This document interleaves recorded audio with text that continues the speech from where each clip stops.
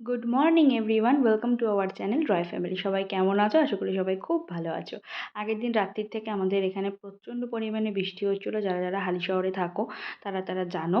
তো মানে সকালের দিকটা একটু কমেছিল, তাও নিম্নচাপের মতো। আর এই বৃষ্টি ওয়েদারে চলে এসেছিলো হচ্ছে পরোটা আর আলুর তরকারি। যারা যারা হালিশহর সরকার বাজারে থাকো তারা জানো সুভাষের এই পরোটাটা কতটা ফেমাস, আর আমার খেতে এটা ভীষণ ভালো লাগে। তো সকাল সকাল মুখ টুখ ধুয়ে স্নান টান করে নিয়ে এই পরোটার তরকারিটা খাচ্ছিলাম। বাইরে হচ্ছিল বৃষ্টি, খুব ভালো লাগছিলো। তারপরে একটু ঘরে গিয়ে টিভিটা চালালাম, আর এখানে হচ্ছে গোপাল ভাঁড়।